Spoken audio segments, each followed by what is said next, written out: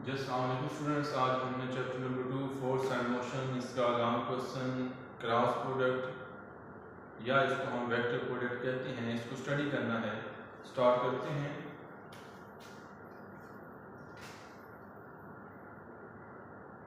When two vectors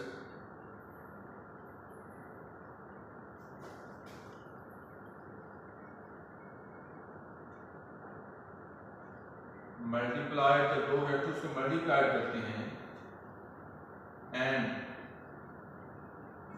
result into a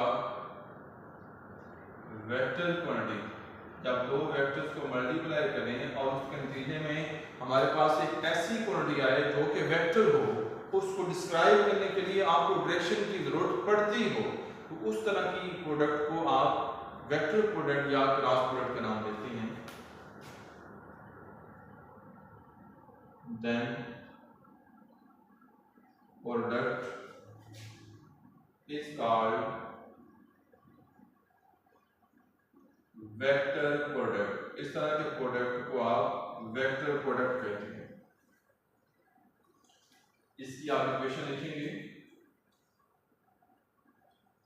a cross b is equal to a की magnitude b की magnitude sine of theta साथ आपका n unit vector आएगा।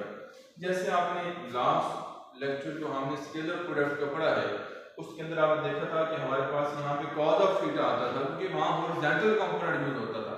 अब इस topic के अंदर हॉरिजॉन्टल कंपोनेंट यूज नहीं होगा, यहाँ पर वर्टिकल कंपोनेंट यूज होगा। जैसा कि मैं यहाँ एग्जांपल देता हूँ, हमारे पास ये एक बॉल सा है, आप उसको बेली टाइप की शेप के ऑब्जेक्ट पड़ा हुआ है। अब ये इसका सेंटर है, यहाँ हम एक फोर्स लगाते हैं। अब ये जो फोर्स है और ये वाला आपका एक्सिस ऑफ रोटेशन है, यहाँ से यहाँ तक का डिस्टेंस मूवमेंट आर्म कहलाता है। अब इसके दरमियान में एंगल बना हुआ है 90 डिग्री। अब फोर्स का यहाँ पर परपेंडिकुलर कंपोनेंट यूज हो रहा है, हॉरिजॉन्टल कंपोनेंट यूज नहीं हो रहा। अगर मैं ऐसे फोर्स लगाऊंगा तो ये ऑब्जेक्ट अपने इस एक्सिस के इर्द गिर्द घूमना शुरू कर देगा, रिवॉल्व करेगा। लेकिन अगर मैं फोर्स ऐसे लगाऊंगा तो ये मूव नहीं करेगा। ठीक है जी। तो अगर मैं फोर्स कुछ एंगल पे लगाऊं, यहाँ पर कुछ लगाता हूँ मैं फोर्स किसी एंगल के ऊपर, ये हमारे पास एफ है, तो आप क्या करेंगे, इसको ऐसे थीटा, इस फोर्स को उसके कंपोनेंट में रिजॉल्व करेंगे। ये एफ वाई है, ये वाला एफ एक्स है। तो यहाँ एफ एक्स मैं ऑलरेडी बता रहा हूँ कि ये वाला जो कंपोनेंट है आपके पास फोर्स का, ये इसके एक्सिस ऑफ रोटेशन से गुजर रहा है, इसके मरकज, इसके महवर से गुजर रहा है। तो इस फोर्स के कंपोनेंट की वजह से ये ऑब्जेक्ट रिवॉल्व नहीं करेगा। ये फोर्स का वाई कंपोनेंट यूज हो रहा है, वो उसकी वजह से ये क्या करता है, ऐसे रोटेट कर रहा होता है। तो इसलिए यहाँ पर परपेंडिकुलर कंपोनेंट यूज होगा। यहाँ पर साइन ऑफ थीटा इसलिए आया हुआ है कि यहाँ पे आपका एफ वाई जो है वो एफ साइन थीटा के बराबर है, तो हम इसलिए परपेंडिकुलर कंपोनेंट यूज करते हैं, इसलिए यहाँ पे साइन थीटा यूज हो रहा है। अब हम यहाँ पर जैसे लास्ट टॉपिक के अंदर स्केलर प्रोडक्ट के अंदर हमने प्रूव किया था कि कम्यूटेटिव लॉ को होल्ड करता है या नहीं करता। अब यहाँ पर क्रॉस प्रोडक्ट को प्रूव करना है कि कम्यूटेटिव लॉ को होल्ड करता है या नहीं करता। उससे पहले मैं यहाँ पर इसकी एग्जांपल साथ मेंशन कर देता हूँ, जो मैंने आपको डिस्कस की है। ये कार की एग्जांपल है, यहाँ पे आप देखेंगे कार is equal to R cross F. तो इसको समझने के लिए आंसर आ रहा है, कार उसको डायरेक्शन की जरूरत है। जैसा कि ये फोर्स अगर इस डायरेक्शन में लग रही है तो ये ऐसे रिवॉल्व करेगा, तो ये क्लॉकवाइज डायरेक्शन है। अगर मुखालिफ सिमत मूव करे तो एंटी क्लॉकवाइज डायरेक्शन है। तो यहाँ पर हमें डायरेक्शन बतानी पड़ती है, दो डायरेक्शन यहाँ पे आ रही हैं, तो इसलिए साइन ऑफ थीटा के अंदर आपके पास डायरेक्शन बतानी पड़ती है। तो ये एक वेक्टर क्वांटिटी है कि दो वेक्टर्स को मल्टीप्लाई करके आंसर एक ऐसी चीज आ रही है जिसको समझने के लिए आपको डायरेक्शन चाहिए। तो इसलिए हम यहाँ पर कहते हैं कि हमारे पास जब दो वेक्टर्स मल्टीप्लाई हो और आंसर में एक ऐसी चीज आए जिसको समझने के लिए डायरेक्शन की जरूरत हो, इस तरह की क्वांटिटीज को आप वेक्टर प्रोडक्ट कहते हैं या इनको क्रॉस प्रोडक्ट कहते हैं। यहाँ पर ये जो क्रॉस आ रहा है बेसिकली मल्टीप्लाई वाला ही सिंबल है। तो पिछले टॉपिक में डॉट और यहाँ पे क्रॉस, इसका सिर्फ इंडिकेशन ये है कि डॉट का मतलब ये होगा कि दो प्रोडक्ट्स जिसके नतीजे में एक आंसर आता है वो आंसर ऐसा होगा जिसको समझने के लिए डायरेक्शन की जरूरत नहीं होगी। अगर क्रॉस लगा हुआ तो उसके नतीजे में ये आंसर इस तरह का होगा कि जिसको लाजमी डायरेक्शन चाहिए होगी, तो यहाँ पे टार्क आ रहा है आर और एफ के प्रोडक्ट से, तो उसको डायरेक्शन चाहिए, तो टार्क एक वेक्टर क्वांटिटी है, इसलिए मैंने इसकी एग्जांपल को यहाँ पर कोट किया है। नेक्स्ट हम इसकी प्रूव करते हैं कि कम्यूटेटर लॉ को होल्ड करता है या नहीं करता।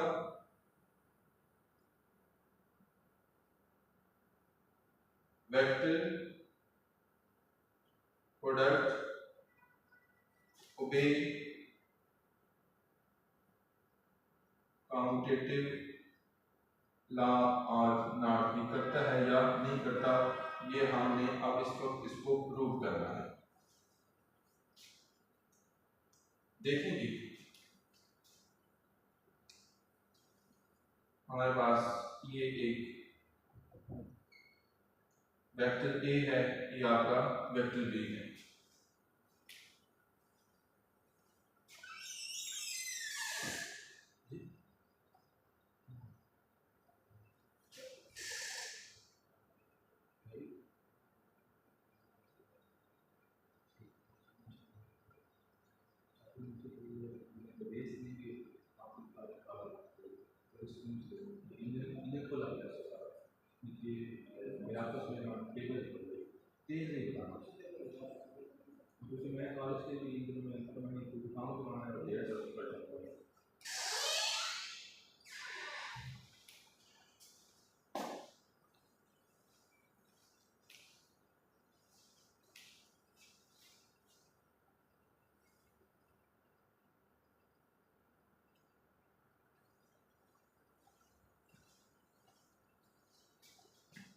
अच्छा, वेक्टर ए और वेक्टर बी, ये दो वेक्टर्स ले लिए हैं। अब यहां पे आपने वेक्टर ए से वेक्टर बी की तरफ मूव करना है, तो यहां हम राइट हैंड रूल को यूज करेंगे ए और बी वेक्टर्स की डायरेक्शन को फाइंड आउट करने के लिए। वो राइट हैंड रूल हमें क्या बताता है, वो किस तरीके से आपने उसको कैलकुलेट करना है। पहले इस रूल को समझ लें। राइट हैंड रूल हमें ये बताता है कि आपने अपने राइट हैंड को जिस डायरेक्शन में आपका वेक्टर मूव कर रहा है, जैसे कि आप ए से बी की तरफ जा रहे हैं, ए क्रॉस बी, तो अपने राइट हैंड की फिंगर्स को आपने कर्ल करना है, घुमाना है। ये आपने ऐसे घुमा दिया ए से बी की तरफ। ये जो आपका थंब है, अंगूठा है आपका, ये डायरेक्शन को शो करता है। अब डायरेक्शन यहाँ पे इस तरीके से बन रही है, बोर्ड पे तो हम ऐसे डायरेक्शन ड्रा नहीं कर सकते, तो उसको ड्रा करने के लिए फिर आप इस तरीके से बोर्ड के ऊपर की तरफ एक लाइन ड्रा करते हैं, खींच देते हैं, तो ये आपके पास एन यूनिट वेक्टर है जो कि ए और बी की डायरेक्शन को शो करता है कि वो किस डायरेक्शन में होंगे। जैसे कि यहाँ पे आर और एफ दो वेक्टर्स हैं, इसके नतीजे में मल्टीप्लाई करने के नतीजे में टार्क आ रहा है। इस टार्क की डायरेक्शन को बताना है आपने, उसको बताने के लिए हम एक वेक्टर यूज करते हैं जिसको यूनिट वेक्टर कह रहे हैं। तो यहाँ पर भी हम ऐसे ही करेंगे कि ए और बी की तरफ आप जा रहे हैं, तो राइट हैंड रूल को यूज करके आप डायरेक्शन को ड्रा करेंगे, वो अपवर्ड डायरेक्शन में है। इसको हम देखते हैं। Let two vectors A and B on a plane, एक सरफेस पे हैं,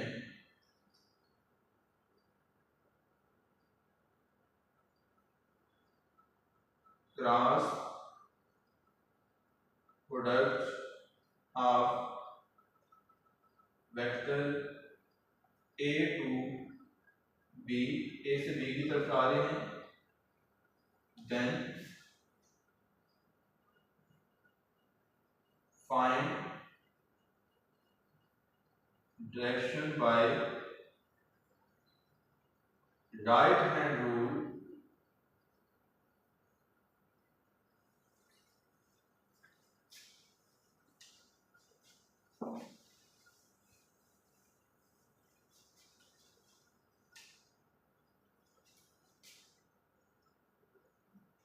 curl your fingers of right hand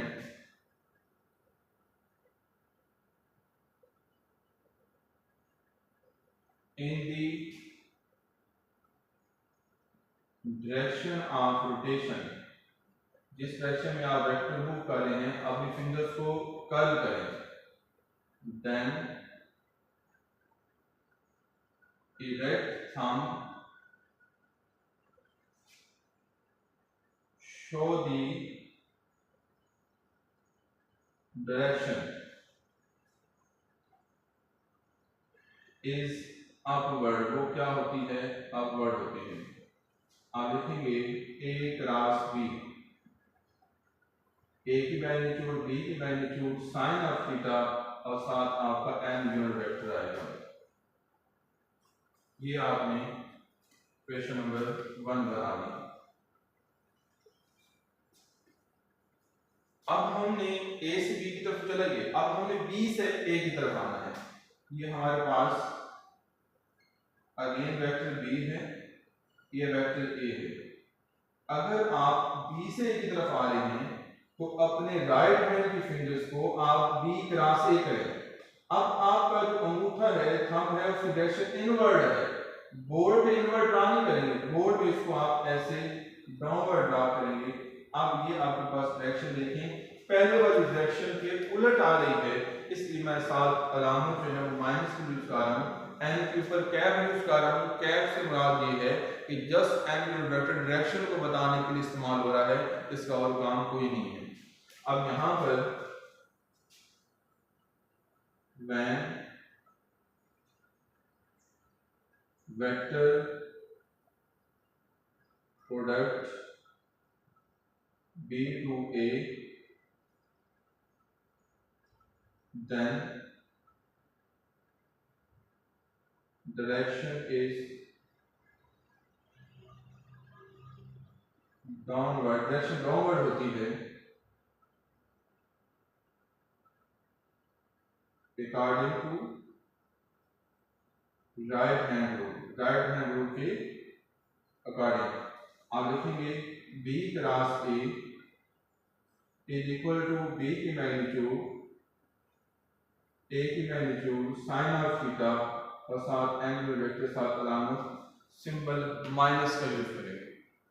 अब इस माइनस को आप इस तरफ लेके आ रहे हैं, माइनस b क्रॉस a, यहाँ पर आप a b sine theta N unit vector equation number 2। अब जरा आप इस बात पे वजह करें कि a b sine theta N unit vector, यहाँ पे a b sine theta N unit vector दोनों ही एक जैसे हैं राइट साइड के ऊपर। इक्वेशन को कंपेयर करता हूं,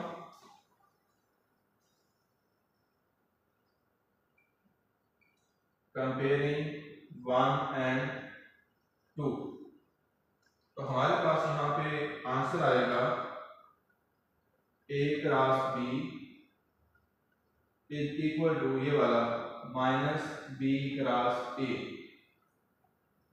अब आप यहाँ पे देख सकते हैं लेफ्ट साइड पे प्लस के साथ है, राइट साइड पे आपका ये माइनस के साथ है। ये इक्वल नहीं आ रहा, इसलिए हम कहेंगे कि ये कम्यूटेटिव लॉ को होल्ड नहीं करता। आप नीचे स्टेटमेंट देंगे cross product does not hold commutative law, इसको नीचे लिखते हैं। ये हमारा रिजल्ट है, cross product does not hold commutative law, ये कम्यूटेटिव लॉ को होल्ड नहीं करता। अब हम इसकी कैरेक्टरिस्टिक्स को पढ़ते हैं।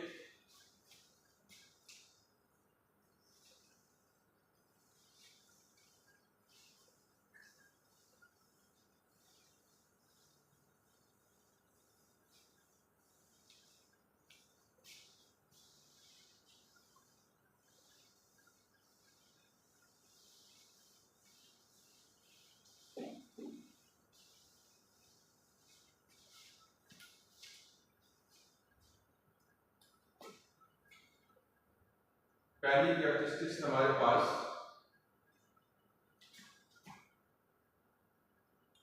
वेक्टर प्रोडक्ट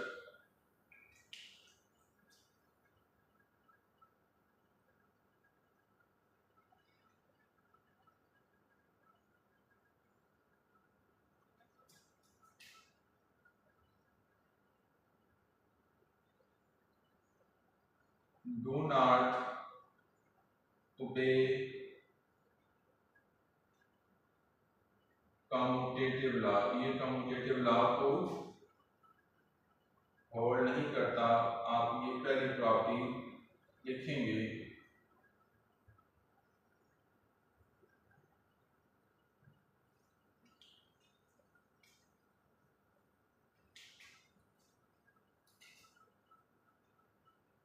दूसरी प्रॉपर्टी हमारे पास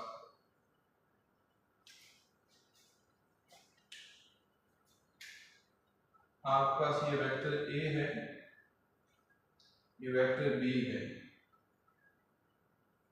इनके दरमियान में एंगल 0 है। प्रोडक्ट हमने यहाँ पर यूज करनी है पैरेलल वेक्टर की। आपके पास ये वेक्टर ए है, ये आपका वेक्टर बी है। आप A B sine theta N vector theta की जगह पर 0 पुट करेंगे और साइन 0 पे 0 होता है, तो इसका आंसर 0 आ गया। जब आप दो वेक्टर्स का प्रोडक्ट करते हैं जो कि पैरेलल हो क्रॉस प्रोडक्ट में, तो उसका आंसर 0 आता है। हम यहाँ पे लिखेंगे the product of two parallel vectors is equal to 0। इसका आंसर 0 आता है। अब हम तीसरा स्टेप करते हैं। हमारे पास ये एक वेक्टर ए है, ये आपका वेक्टर बी है, एंगल बना हुआ है 90 degree.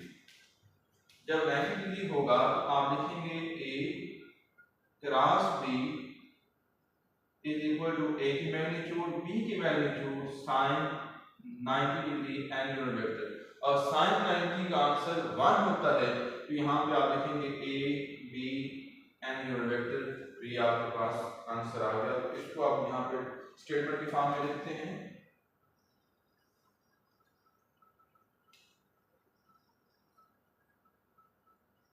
The cross product of two perpendicular vector is equal to, ये equal to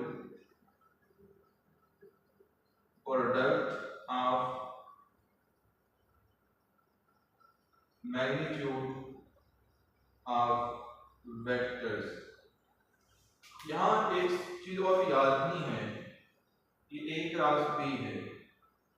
अगर आप ए क्रॉस बी इसका मैग्नीट्यूड लेते हैं तो एंगुलर वेक्टर का मैग्नीट्यूड 1 आएगा, क्योंकि एन यूनिट वेक्टर है। यूनिट वेक्टर कोई भी हो उसका आंसर 1 आता है, क्योंकि हमने पढ़ा हुआ है कि unit vector is the vector whose magnitude is 1 and specifies direction. इसके काम से भी होता है डायरेक्शन को बताना, और इसका कोई काम नहीं है। तो यहाँ पर ये जब मैग्नीट्यूड आप ले लेंगे तो एंगुलर वेक्टर खत्म हो जाएगा, तो वो ए बी के इक्वल आ जाएगा। ये हमारा तीसरा पॉइंट हो गया। चौथे पॉइंट की तरफ चलते हैं। ये जो परपेंडिकुलर वाला हमने पॉइंट डिस्कस किया है, इसके साथ हम जैसे हमने डॉट प्रोडक्ट में किया था, यहाँ पर भी हम आई डॉट जे की जगह पर आई क्रॉस जे, फिर जे क्रॉस के और के क्रॉस आई, इसको डिस्कस कर लेते हैं। देखें, एक चीज याद रखनी है, ये आपके पास एक्स एक्सिस है, ये वाई एक्सिस है, ये जी एक्सिस है। अब मैंने एक्स एक्सिस में आई लेना है, वाई में जे लेना है और जी में के लेना है। अब मैं आई और जे, आई क्रॉस ये करूंगा, ये आई क्रॉस ये, अंगूठा मेरा किधर है, डायरेक्शन किधर आ रही है, जी डायरेक्शन में। तो जब मैं आई और जे लूंगा तो हमारे पास जो आंसर आएगा वो के आएगा। अब ऐसे ही ये आपके पास जे है और ये के है। मैं जब जे क्रॉस के करता हूं, ये जे क्रॉस के कर रहा हूं, ये जे है ये के है, अंगूठा मेरा एक्स डायरेक्शन में है, तो हमारे पास यहां पर आई आएगा। ऐसी के क्रॉस आई करेंगे तो आपके पास जे आएगा। एक और आसान ट्रिक है याद रखने की, ये अगर आई और जे है, दो आपके आई और जे तो बच गया वो तीसरा, जे और के जो बच गया वो तीसरा, ऐसे ही आप के और आई करते हैं तो बच गया वो तीसरा। ठीक है, तो आप क्रॉस प्रोडक्ट को हल कर रहे हैं।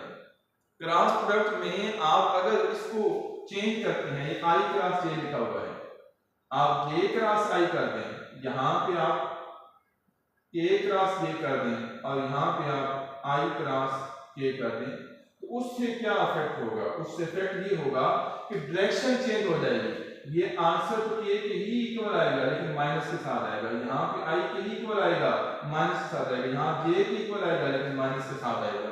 तो इस तरीके से आप इसको सॉल्व करेंगे। अच्छा, अब नेक्स्ट हम जो पॉइंट है उसको डिस्कस करते हैं। ये पॉइंट नंबर 4 हमारा पैरेलल का हो गया, परपेंडिकुलर का हो गया। अब हमने एंटी पैरेलल केस करना है। ये हमारे पास वेक्टर ए है, ये हमारे पास वेक्टर बी है। जब एंटी पैरेलल होते हैं तो आपके पास थीटा 180 डिग्री होता है। अब यहां हम लिखते हैं A cross B is equal to A की मैग्नीट्यूड बी की मैग्नीट्यूड साइन 180 एंगुलर वेक्टर, और साइन 180 का आंसर 0 होता है। तो यहाँ पर जो प्रोडक्ट है cross product two anti parallel vectors का वो भी 0 आता है। तो इसको स्टेटमेंट फॉर्म में लिखते हैं, the cross product of two anti parallel vector is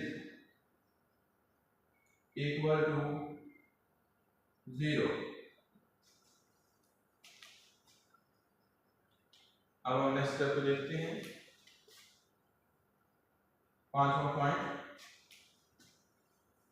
यहां पर जो पांचवा पॉइंट है सेल्फ क्रॉस प्रोडक्ट का, उसको पहले ड्रा करते हैं।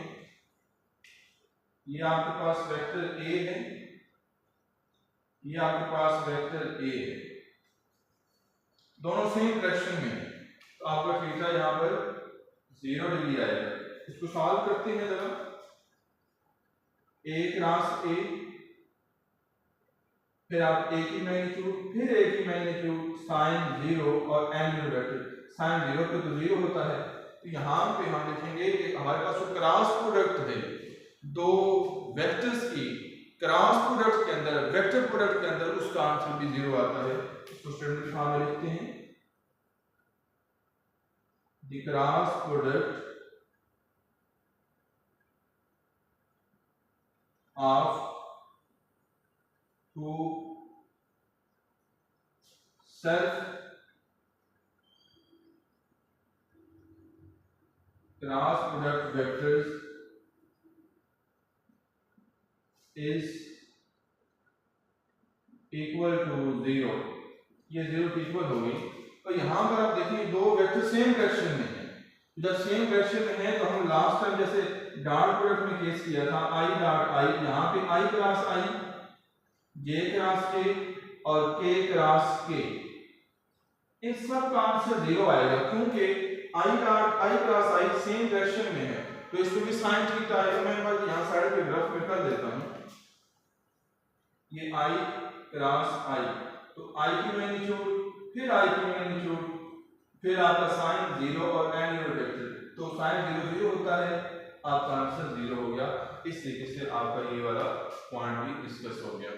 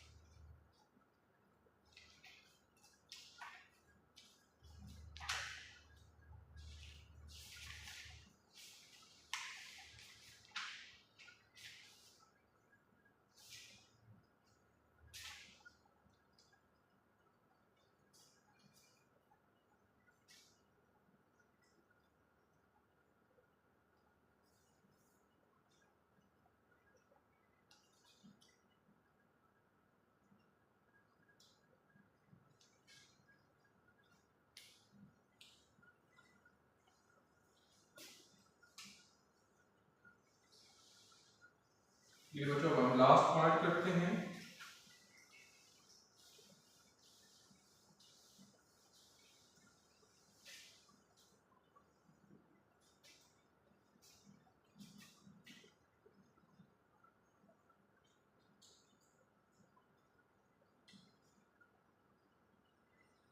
The cross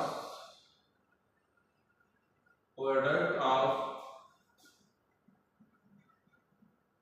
components of vector is, आप a क्रॉस b लेंगे,